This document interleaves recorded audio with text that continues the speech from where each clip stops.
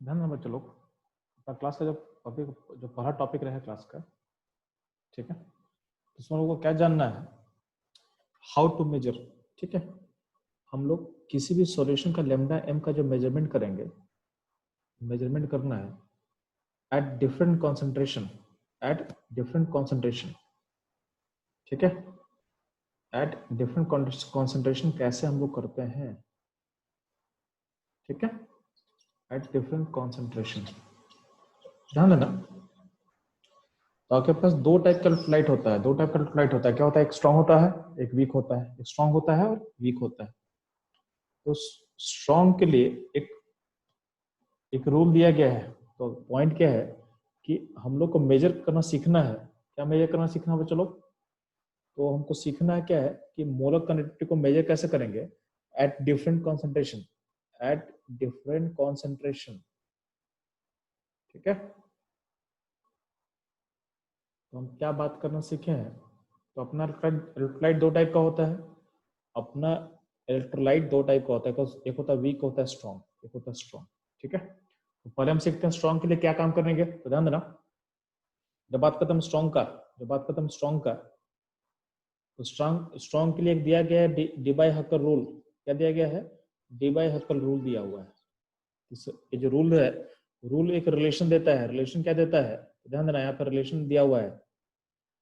तो जिस भी कॉन्सेंट्रेशन को लेमडा फाइंड करना है, वो आपका लेफ्ट में दिया हुआ है, वो आपका लेफ्ट में दिया हुआ है।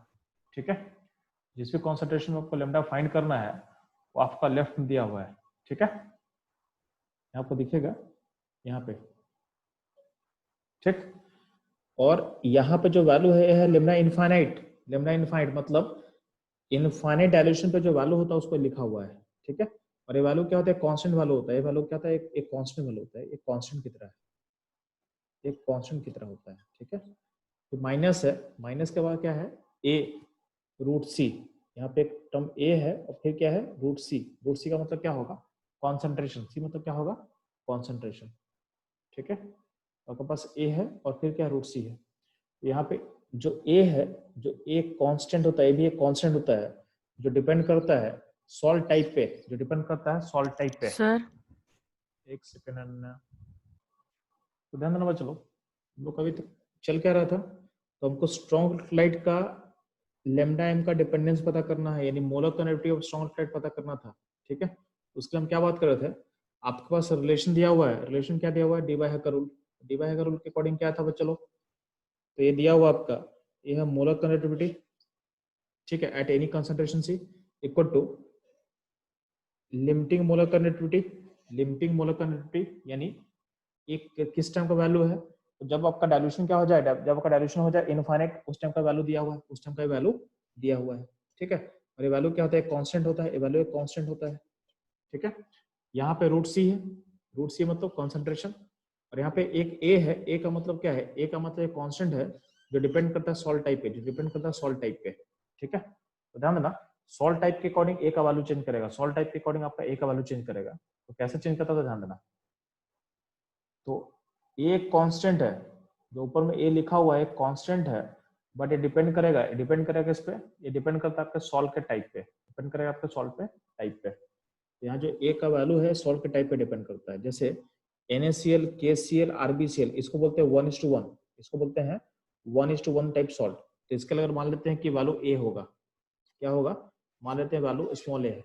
ठीक है, सिमिलरली देखोगे barium sulphate, calcium, copper sulphate, calcium sulphate, इन सबको बोलते हैं 2:2 टाइप, 2:2 टाइप सॉल्ट। तो सॉल्ट टाइप क्या है? 2:2 है। तो कहीं, तो इसके लिए मान लेते हैं वैल्यू बी होगा, इसके लिए मान लो वैल्यू क्या होगा? बी होगा।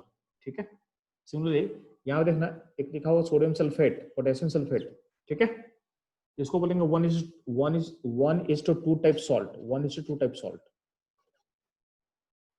ठीक, तो सॉल्ट टाइप किस पे डिपेंड करता है? तो ध्यान देना, जो भी आयन का वैलेंसी होगा ना, जैसे यहाँ पे Na2SO4 में आयन का वैलेंसी क्या है? सोडियम प्लस है, सल्फेट माइनस है, -2 है।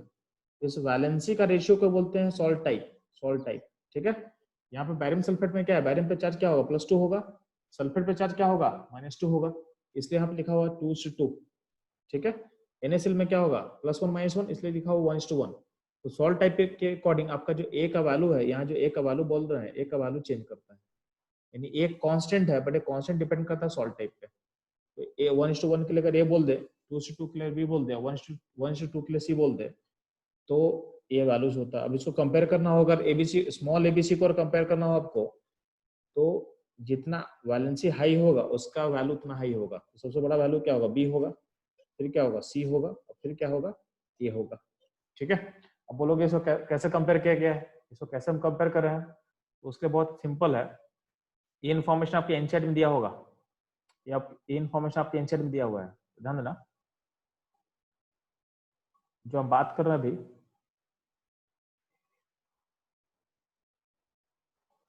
यहाँ देखो, यहाँ पे एनसीईआरटी में चेक करना एक बार, यहाँ लिखा हुआ है टाइप सॉल्ट्स, ठीक है, respectively all the electrolyte of a particular type have the same value of the A, ठीक है। अब आई थिंक ये वैल्यू का the value of constant for given solvent, ठीक है, इसका वैल्यू आई थिंक एनसीईआरटी में चेक कर लेते हैं हम लोग, दिया हुआ कि नहीं दिया हुआ है, ठीक है।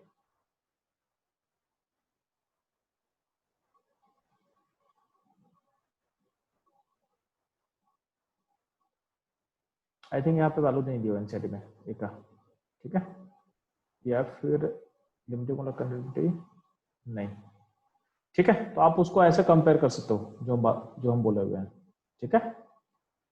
तो ये रहेगा आपका, तो हम लोग क्या रिलेशन सीख चुके हैं अभी तक, तो हम लोग molar conductivity of strong electrolyte value कैसे सी के अकॉर्डिंग चेंज करेगा हम पता कर लिए, ठीक है।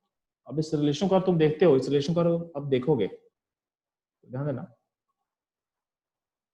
यहाँ पे अगर इसका ग्राफ प्लॉट करें हम, तो लेमडा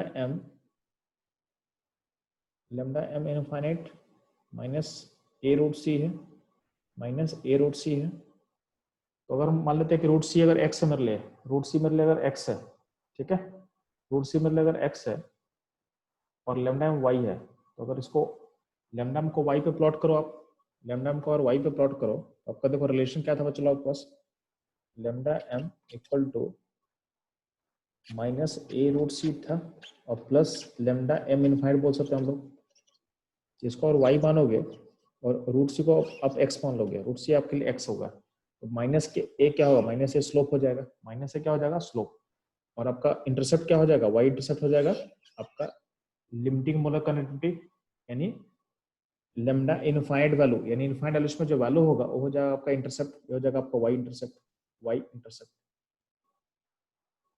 तो ध्यान देना, यानी जहां पे लाइन आपका कट करेगा वाई एक्सिस पे, तो वो वैल्यू हो जाएगा आपका लिमिटिंग मोलर कंडक्टिविटी का वैल्यू हो जाएगा, और आपका लाइन स्ट्रेट लाइन की तरफ नीचे आएगा, ठीक है।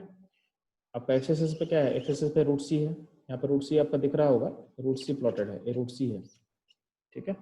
इस लाइन का जो स्लोप होगा, स्लोप का वैल्यू क्या हो जाएगा, स्लोप का वैल्यू हो जाएगा माइनस ए।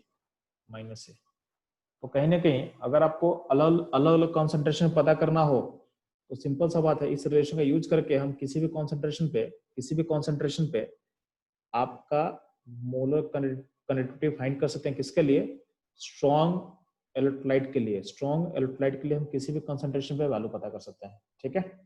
इवन स्ट्रॉन्ग इलेक्ट्रोलाइट का अगर बोलते हैं इनफाइनाइट डाइल्यूशन पे वैल्यू क्या होगा, इनफाइनाइट डाइल्यूशन पे, तो अगर बात करते हो स्ट्रॉन्ग इलेक्ट्रोलाइट का, और बात करते हो स्ट्रॉन्ग इलेक्ट्रोलाइट का, तो स्ट्रॉन्ग इलेक्ट्रोलाइट पे ध्यान देना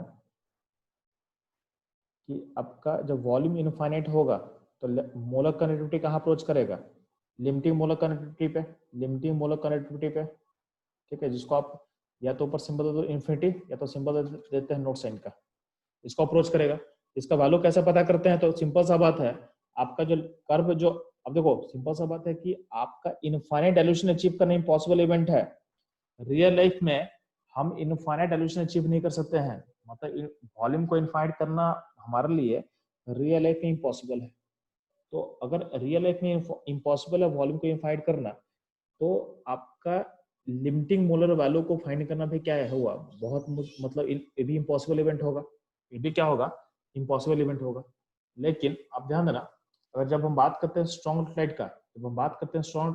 इलेक्ट्रोलाइट का, तो ध्यान दोगे आपका जो आपका यहाँ पे आपके पास एक रिलेशन है, आपके पास एक रिलेशन स्ट्रेट लाइन का, तो आप स्ट्रेट लाइन इक्वेशन को जब जब y एक्सिस से कट करोगे, मान लेते हैं कि दो पॉइंट पे अब वैल्यू पता कर लिए, दो पॉइंट पे वैल्यू पता कर लिए हो स्ट्रॉन्ग लाइट का, लेमडा एम और सी के बीच में रिलेशन पता कर चुके हो, तो यहाँ जो लाइन होगा उसको एक्सटेंड कर दो।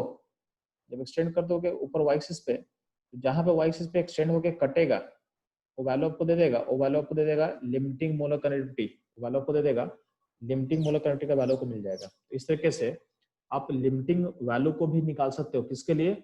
स्ट्रॉन्ग लाइट के लिए। ठीक है, कैसे निकाले? वॉल्यूम को इनफाइंड करके नहीं निकाल पा रहे हैं, क्योंकि वॉल्यूम को इनफाइंड करना पॉसिबल मेरे लिए नहीं होता है।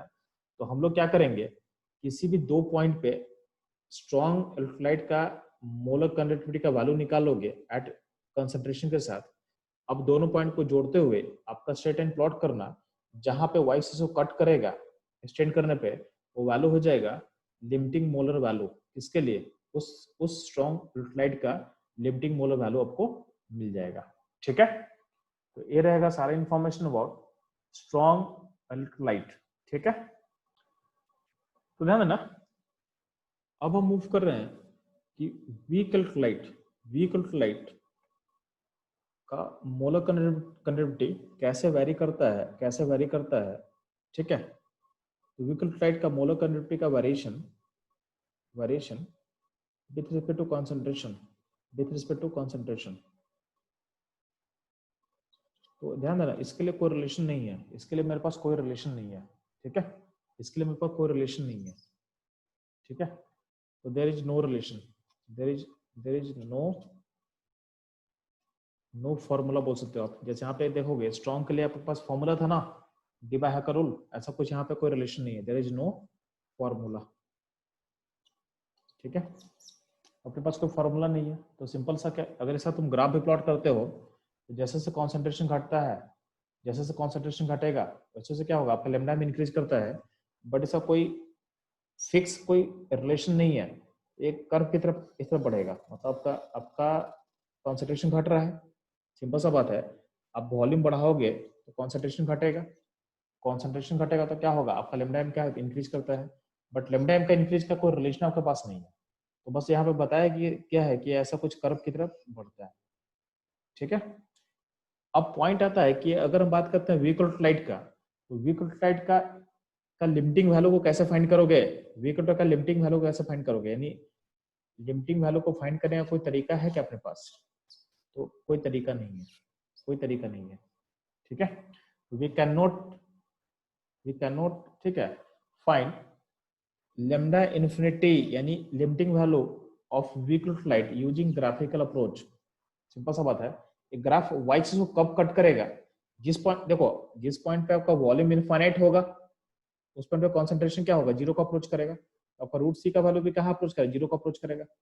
ठीक है, फिर वॉल्यूम इनफाइनाइट करना तो पॉसिबल है नहीं, तो अगर हम ग्राफ को अगर एक्सटेंड करें तो ग्राफ कहाँ, चूंकि ग्राफ में कोई रिलेशन नहीं, तो ग्राफ कहाँ y एक्सिस को कट करेगा, नहीं जब रूट सी जीरो होगा इस पॉइंट पे, उस पॉइंट पे y एक्सिस को कहाँ कट करेगा हमको भी नहीं पता है, तो ग्राफिकल मेथड यूज करके हम लोग लिमिटिंग वैल्यू को फाइंड नहीं कर सकते हैं, किसका, वीक इलेक्ट्रोलाइट का। ठीक है, लिमिटिंग वैल्यू हम स्ट्रॉन्ग का पता कर सकते थे, स्ट्रॉन्ग में रिलेशन दिया हुआ था, रिलेशन स्ट्रेट लाइन का था, तो अगर हम दो पॉइंट पे वैल्यू निकाल लेंगे, अगर हम दो पॉइंट पे वैल्यू निकाल लेते तो स्ट्रेट लाइन को अगर एक्सटेंड करेंगे तो जहां पे स्ट्रेट लाइन कटता y एक्सिस पे वही उसका लिमिटिंग वैल्यू होता, किसके लिए, स्ट्रॉन्ग इलेक्ट्रोलाइट के लिए। स्ट्रॉन्ग इलेक्ट्रोलाइट का लिमिटिंग वैल्यू निकालना पॉसिबल था using graphical approach, but graphical approach को हम एक्सटेंड नहीं कर पाएंगे, किसमें, वीक इलेक्ट्रोलाइट का लिमिटिंग वैल्यू पता करने के लिए हम ग्राफिकल अप्रोच को फॉलो नहीं कर सकते हैं। ठीक है, तो ये मेरे पास लिमिटेशन था वीक इलेक्ट्रोलाइट पे, लेकिन दोनों का ग्राफ आपको समझा चुके हैं। ठीक है, स्ट्रॉन्ग का ग्राफ कैसा होगा, स्ट्रेट लाइन। ठीक है, और वीक का ग्राफ क्या होगा, कर्व की तरह होगा। दोनों में क्या होगा, दोनों में अगर कंसंट्रेशन घटेगा तो आपका लेमडा यानी मोलर कंडक्टिविटी क्या होता है, इंक्रीज करता है। सिंपल सा बात है, कंसंट्रेशन घटने का मतलब क्या है, आप वॉल्यूम को डाल रहे हो या डाइल्यूशन कर रहे हो, आपको पता है कि वॉल्यूम बढ़ाने से यानी सॉल्वेंट को ऐड करने से आपका मोलर कंडक्टिविटी क्या होगा, चाहे स्ट्रॉन्ग हो चाहे वीक हो, दोनों का दोनों क्या होगा, दोनों का दोनों इंक्रीज करेगा। ठीक है।